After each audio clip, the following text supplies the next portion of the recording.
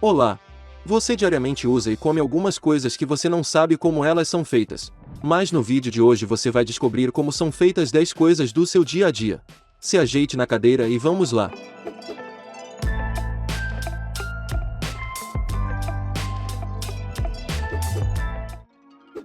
M&M's. A produção dos M&M's começa com dois ingredientes básicos. O primeiro ingrediente é a manteiga de cacau, que chega na fábrica em blocos, mas que logo são derretidos. O segundo ingrediente é o licor, que também é um derivado do cacau, mas apesar de parecer chocolate, o gosto dele é muito diferente e amargo. Além desses dois ingredientes, também é adicionado chocolate, leite, pasta de cacau, açúcar, leite em pó e um ingrediente secreto. Todos os ingredientes vão para uma máquina conche, aonde o chocolate é misturado e finalizado. E para fazer esse processo, o chocolate fica nessa máquina por um bom tempo, podendo levar de 5 até 8 horas, a cerca de 40 graus Celsius para terminar. Esse tempo é necessário para tornar o chocolate homogêneo e eliminar odores desagradáveis. Nessa fase também ocorre a incorporação de manteiga de cacau à massa de cacau. A massa é misturada continuamente até se transformar em um líquido espesso e cremoso. Depois que essa etapa finaliza, o chocolate é resfriado e triturado para virar pó. Esse pó novamente é derretido e colocado em uma esteira com pequenas formas para ganhar o famoso formato dos M&M's. Depois o chocolate passa por rolos que estão a menos 20 graus Celsius, solidificando o chocolate rapidamente. Após passar pelos rolos, o chocolate fica no formato de um tapete com bolinhas, parecido com um plástico bolha de chocolate. Para garantir que o chocolate está bem solidificado, o tapete passa por um túnel resfriado de 100 metros de extensão. Depois disso o tapete é chacoalhado para que as lentilhas, como são chamadas as bolinhas de M&M, se desgrudem da forma, e o restante do chocolate que sobra é derretido e passa novamente pelo processo. No final desse processo, a lentilha já tem o formato certo, mas ainda falta a casquinha colorida. Na próxima etapa, as lentilhas recebem uma camada de proteção acrescentada bem aos poucos. No total são acrescentadas 10 aplicações de uma mistura de amido, xarope de açúcar, xarope de glicose e corante. E entre uma camada e outra, o chocolate precisa secar completamente. Para receber as casquinhas, as lentilhas ficam girando em máquinas parecidas com misturadores de concreto, também conhecidas como betoneiras. Nessa máquina, as lentilhas ficam por em média 9 horas até estarem prontas. Nesse processo elas também são polidas para ganhar o acabamento de brilhante. As 6 cores de M&M são produzidas separadamente e depois de prontas elas são misturadas em um outro grande tanque giratório. Os M&M são bastante conhecidos por suas cores fortes e brilhantes. As cores de M&M's mais comuns são azul, vermelho, amarelo, verde, laranja e marrom. Nos Estados Unidos há mais opções de cores e é possível até encomendar versões de M&M's especiais com cores diferentes ou até com a impressão de fotos ou qualquer imagem. O processo de misturar as cores é praticamente todo automatizado, mas a verificação de qualidade é visual, porque há certas características que os trabalhadores nessa área devem estar atentos, como por exemplo manchas brancas de açúcar, algum invasor ou até alguns amassados. As proporções entre as cores não são iguais, normalmente há mais lentilhas das cores claras do que escuras em um pacotinho. Isso acontece porque visualmente os M&M's parecem mais atraentes e apetitosos. Após sair do misturador, as lentilhas passam pela última etapa, que é colocar o M na casquinha. Depois da impressão do M, as lentilhas de M&M's estão prontas. O processo de embalagem é todo automatizado e feito por máquinas. Hoje em dia todos eles são colocados em saquinhos, que é a embalagem mais famosa, mas você lembra dos tubinhos de plásticos? Os tubinhos de plásticos eram usados para embalar os M&M's versão mini, a versão menor do chocolate.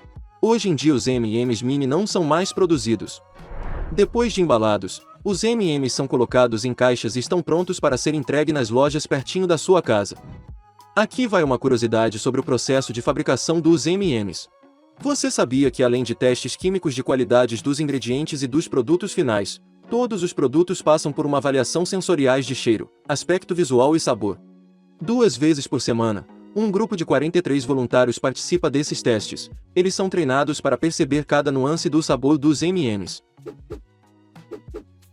Kinder Ovo. Você deve se lembrar desse delicioso doce que, além de ser muito gostoso, ainda vinha com um brinquedo dentro. O Kinder Surpresa, mais conhecido aqui no Brasil como Kinder Ovo, é um produto da empresa Ferrero, que também produz o Ferrero Rocher. O Kinder Ovo começou a ser fabricado e distribuído aqui no Brasil por volta de 1994, e chegou a custar 50 centavos. Basicamente, o Kinder Ovo é um chocolate em forma de ovo que tem a sua parte externa com sabor de chocolate ao leite e a sua parte interna composta por chocolate branco. E dentro desse ovo de chocolate contém um brinquedo surpresa que na maioria das vezes é a parte favorita das pessoas que compram, principalmente pelas crianças. O brinquedo vem dentro de uma cápsula da cor amarela, que muitos dizem fazer uma referência à gema do ovo. Os brinquedos que vêm dentro do Kinder Surpresa são muito resistentes e bem feitos, alguns desses brinquedos são pintados à mão. Mas agora, do que é feito o chocolate do Kinder Ovo? Muitos se discutem para tentar descobrir a receita secreta do Kinder Surpresa. O que é dito normalmente para o público é que o Kinder Ovo é um ovo de chocolate ao leite recheado de uma camada de creme de leite com sabor doce.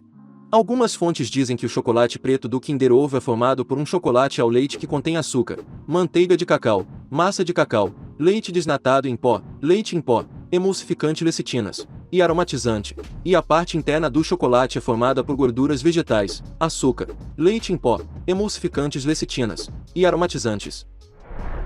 A fabricação do Kinder Ovo é bem simples. Primeiramente as formas entram em uma esteira onde essas formas serão preenchidas do chocolate ao leite. Depois elas ficam vibrando para que o chocolate seja perfeitamente distribuído pela forma.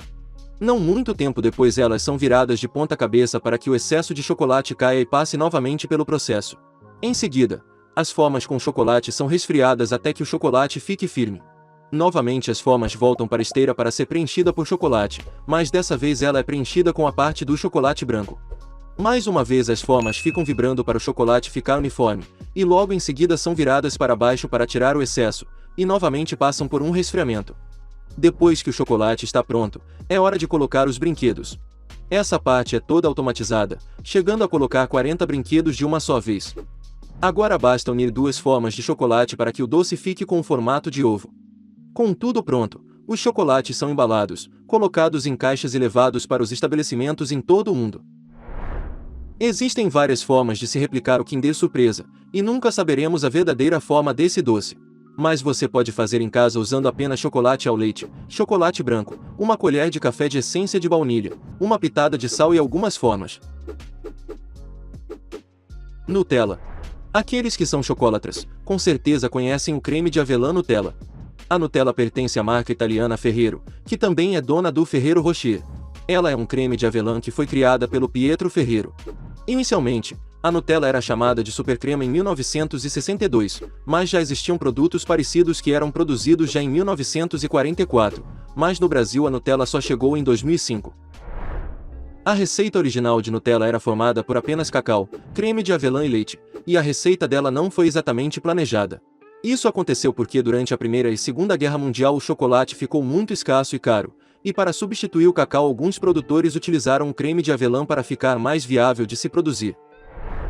A Nutella é produzida por basicamente 7 ingredientes principais, que são avelã, leite em pó, cacau, óleo de palma, também conhecido aqui no Brasil como azeite de dendê, emulsificante lecitina, açúcar e baunilha. Mas sabemos que na receita também vai aromatizante artificial, lactose e soro de leite.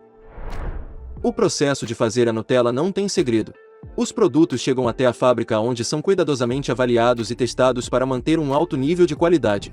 Em seguida, os ingredientes são triturados e misturados até virar a pasta que nós conhecemos. Depois disso, o creme é colocado nas embalagens de Nutella e encaixotado. Com tudo pronto, é só levar os saborosos cremes de avelã até os estabelecimentos para ser vendido. Esses são os ingredientes e a forma de produzir Nutella que nós conhecemos. Evidentemente nunca vamos descobrir a verdadeira receita secreta desse doce, mas você pode fazer a sua própria Nutella utilizando apenas avelã, cacau e açúcar mascavo. Pringles. As batatas Pringles são mundialmente famosas pelo seu sabor e design único. Mas logo de cara quero deixar claro para vocês que Pringles não é considerado uma batata, e sim um biscoito. Isso foi decidido em 2008, quando o Supremo Tribunal da Grã-Bretanha decidiu que as Pringles não devem ser classificadas como um produto crocante de batata por causa da sua forma não natural.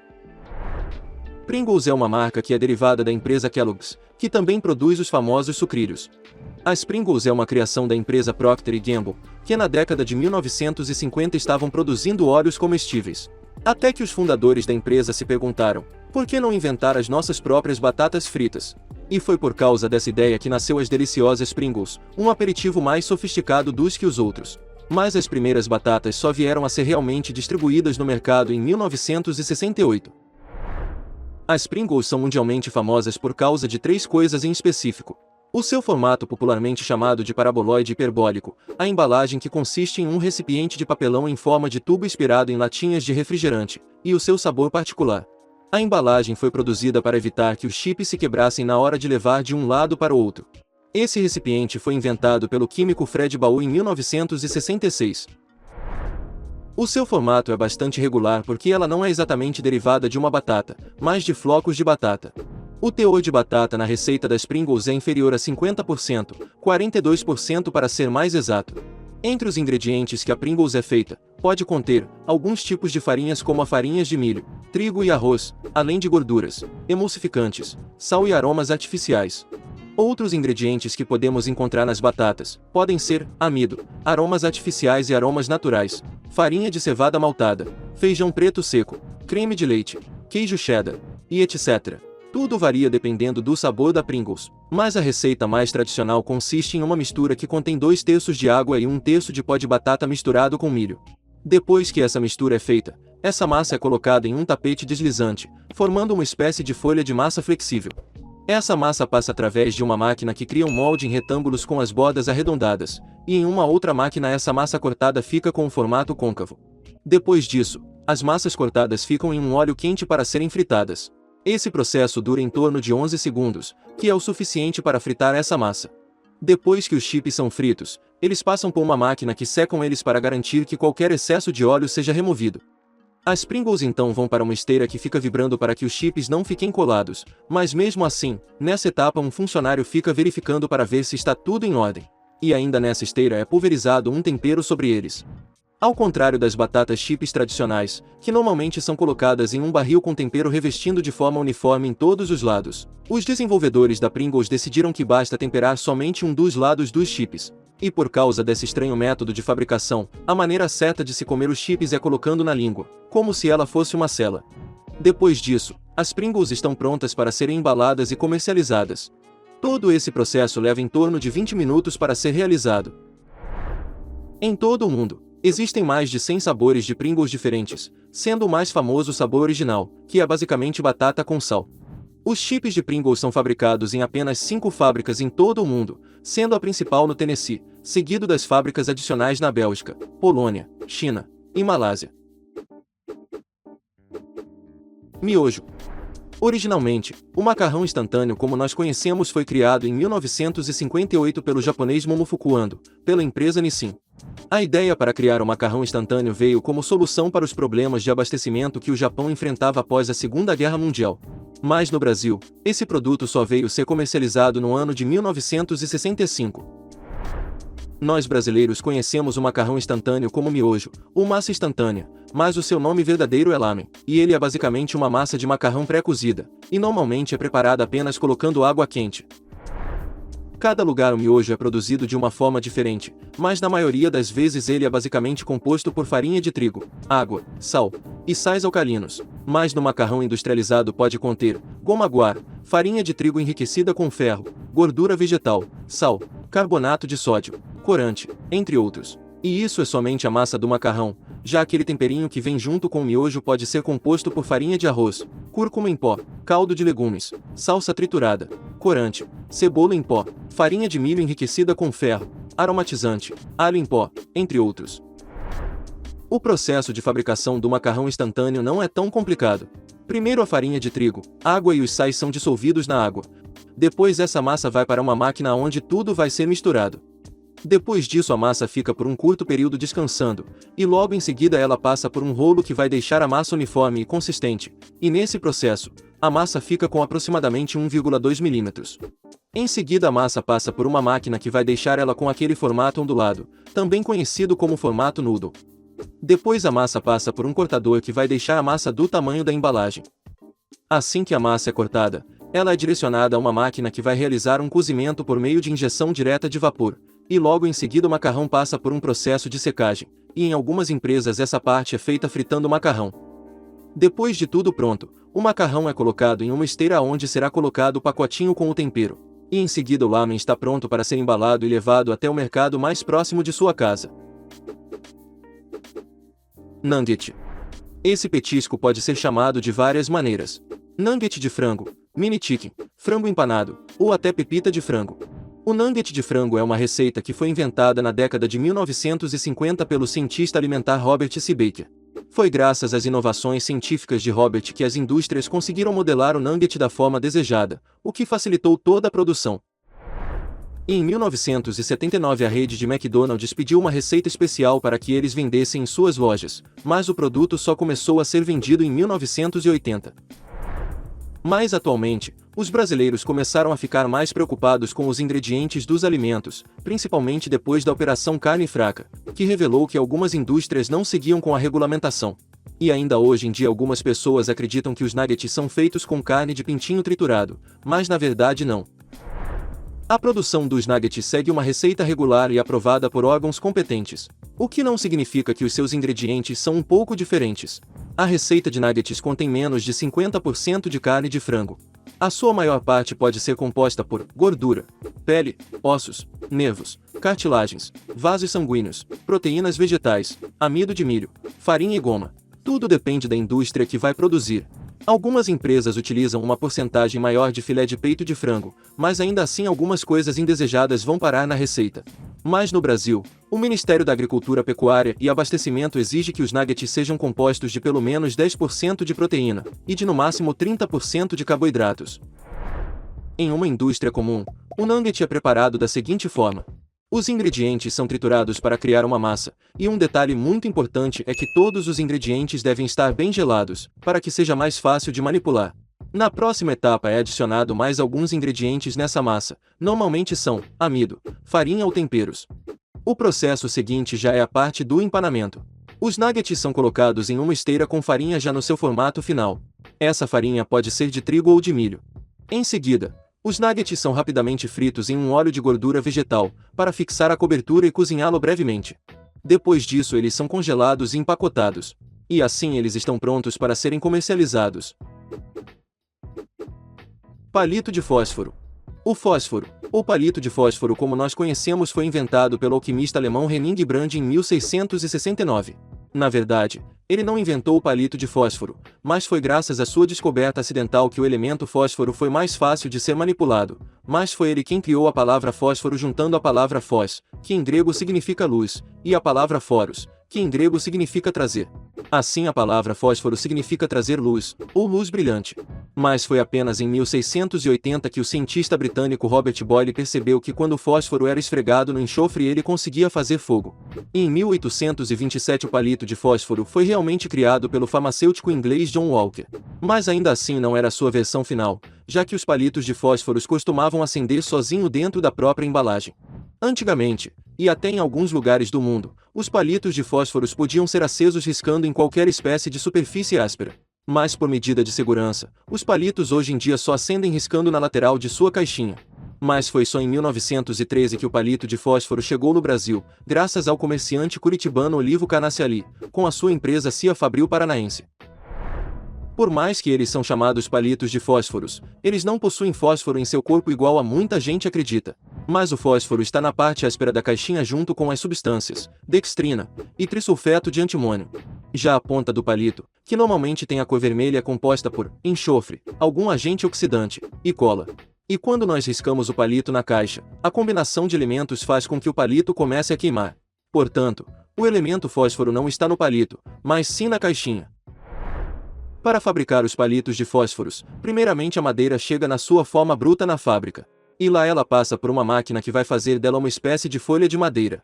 Em seguida, alguns funcionários empilham várias folhas de madeiras e passam elas em uma máquina que vai cortá-las e deixar a madeira no tamanho do palito. Esses palitos são levados para uma outra máquina onde vai ser realizada uma espécie de limpeza. Eles são encharcados com parafina, para queimar o palito melhor. E logo quando eles saem dessa máquina, eles passam por uma esteira onde os palitos muito pequenos ou muito grandes são retirados. Depois eles são presos em uma máquina com vários buracos nela, e nessa etapa eles vão receber a substância que é composta por enxofre, um agente oxidante, e cola na ponta do palito. Ainda preso nessa máquina, os palitos ficam por aproximadamente 1 hora secando. Depois de secos eles estão prontos para serem colocados na caixinha. Mas e as caixinhas? Como elas são feitas? O processo para fazer as caixinhas é bem mais simples e rápido. Em um outro lugar da fábrica, alguns papéis são empilhados e cortados de forma idêntica. Depois eles passam por uma máquina onde ela vai deixar impresso a marca do fabricante. Em seguida, esses papéis são levados para equipamento que vai cortar e montar as caixinhas. E com os palitos e as caixinhas prontas, basta colocar os palitos dentro das caixinhas, embalar tudo e levar para as lojas em todo o mundo. Leite condensado. Apesar do nome ser leite condensado, esse produto não passa por uma condensação, mas sim por uma evaporação. Ele tem esse nome para ninguém confundi-lo com outro produto chamado leite evaporado, que é basicamente o leite condensado sem açúcar. O leite condensado é a remoção parcial da água do leite e a adição do açúcar.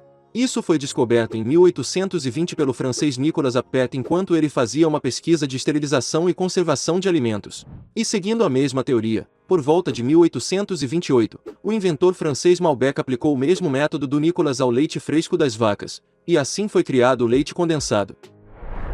Essa nova forma de comercializar o leite ficou famosa por toda a Europa em 1853 pelas mãos do empresário americano Gail Borden Jr.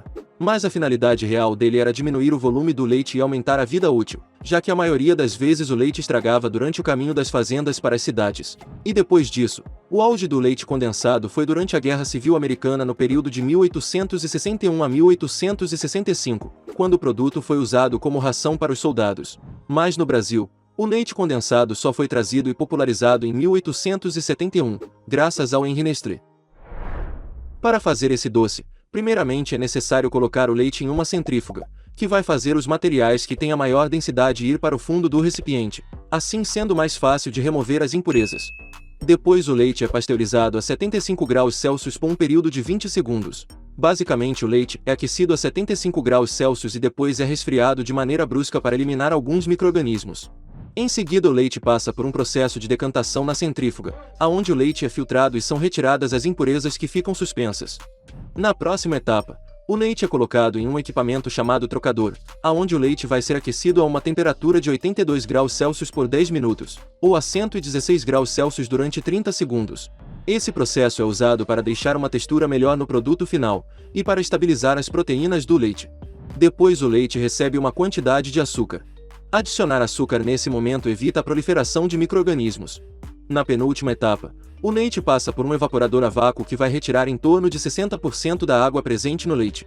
Mas é muito importante que o leite não ferva, porque isso pode alterar a cor e os nutrientes do produto. E por fim, o leite recebe um resfriamento súbito de até 18 graus Celsius. Depois disso, ele é colocado nas latinhas ou caixinhas, e está preparado para ser distribuído por todo o mundo. Como o leite condensado não exige ingredientes fora do comum, é possível fazer leite condensado caseiro utilizando apenas 2 xícaras de leite e 1 xícara de açúcar. Depois é só esquentar o leite com o açúcar em uma panela, bater a mistura em uma batedeira e por fim colocá-lo na geladeira. Hoje em dia, o Brasil é o maior consumidor mundial de leite condensado. O consumo dos brasileiros ultrapassa a casa das 200 mil toneladas por ano. Vidro. Esse objeto, que está em praticamente todo lugar, surgiu por volta de 4.000 anos antes de Cristo. Mas o vidro começou a ser modelado e usado no dia a dia por volta de 1.400 anos antes de Cristo. Ele começou a se popularizar e ser utilizado graças aos egípcios que começaram com a arte de assoprar o vidro, e assim fazer pequenos objetos artísticos e decorativos. Nessa época, os vidros eram facilmente confundidos com algumas pedras preciosas. Os vidros feitos nas indústrias são feitos de elementos diferentes. O vidro pode ser feito de areia de sílica, sódio, cálcio. Ele pode ser feito também de areia de sílica, calcário, barrilha, alumina e corante. Ou também ele pode ter somente 3 componentes como a areia de sílica, que é uma areia bem mais fina do que as que nós encontramos na praia. Barrilha, que vai ajudar o vidro a ser mais maleável. E o calcário, que vai ajudar o vidro a ficar mais resistente. Além disso, na mistura para fazer o vidro pode conter magnésio e potássio. Quando os materiais chegam na indústria, eles são misturados e processados para garantir que toda impureza seja retirada. Depois essa mistura é levada até um forno que pode chegar até a 1.500 graus Celsius. Dependendo para o que o vidro vai ser utilizado, ele passa por modelagens diferentes. Caso esse vidro vire um copo, uma pequena porção dessa mistura ainda quente cai em um molde, e rapidamente dentro desse molde ela é pressionada para criar a forma de um copo. Caso o vidro tenha a finalidade de se tornar uma garrafa, uma pequena porção dessa mistura ainda quente cai dentro de um molde, aonde ela será pressionada e receberá um sopro bem forte para criar um vácuo dentro do vidro, e assim ela ficar com a forma de uma garrafa. Caso esse vidro vire um vidro plano, Essa mistura é despejada em uma esteira e alguns funcionários ou alguma máquina faz o molde aperfeiçoando o vidro. Na próxima etapa, independente de como esse vidro foi modelado, ele passa por uma chama bem quente que vai ajudar a tirar qualquer sujeira que tenha ficado no vidro. E em seguida, ele fica por um tempo em um forno para reforçar ainda mais a sua resistência e impedir que ele quebre facilmente, a não ser no caso do vidro temperado. Nessa hora, o vidro temperado ainda passa por um outro forno que vai ser aquecido a 600 graus Celsius e rapidamente recebe alguns jatos de ar frio. Esse choque de temperatura faz com que o vidro fique ainda mais difícil de ser quebrado. Depois disso, os vidros passam por uma inspeção feita pelos funcionários para retirar os vidros que têm alguma imperfeição. Esse vidro que não passou pela inspeção volta para o começo do processo e é 100% reutilizado novamente. Com tudo pronto, o vidro é embalado e comercializado para a loja mais próxima. Apesar de ser possível encontrar o vidro na natureza, seja por causa de um raio ou por causa de um vulcão em erupção, o vidro demora em média 4.000 anos para ser decomposto. Salsicha. No Brasil, a salsicha é um alimento que quase sempre está no prato dos brasileiros, principalmente quando o assunto é cachorro-quente. Mas a origem da salsicha veio lá de Frankfurt na Alemanha em meados de 1484. Entretanto, algumas fontes revelam que a verdadeira origem da salsicha veio da cidade de Coburg, pelas mãos do açougueiro alemão Johann Georgener. Apesar do nascimento dela ter sido na Europa, o lugar que a salsicha fez mais sucesso foi nos Estados Unidos, graças a alguns açougueiros europeus que emigraram para lá. Normalmente nos abatedouros sobram algumas partes dos animais que não vão para o comércio como cartilagens, gorduras e miúdos, mas perceberam que essas partes poderiam ser usadas em outros produtos, ou quem sabe até em um novo alimento. E foi assim como alguns alimentos surgiram, e a salsicha é um deles. Ela é criada através da emulsão de carne, ou se você preferir massa de carne, que seria basicamente uma forma de ligar uma carne na outra de maneira homogênea. Primeiramente as carnes selecionadas de boi, galinha e porcos chegam à fábrica, e dependendo da marca da salsicha, o produto pode conter gordura, coração, fígado e língua de porco, mas ela também pode receber cartilagem, gordura e miudezas de boi, galinha ou porco. Algumas salsichas que custam um pouco mais caras recebem carnes de primeiras e não recebem produtos químicos. Já as salsichas que custam um pouco menos, podem receber gorduras e produtos químicos.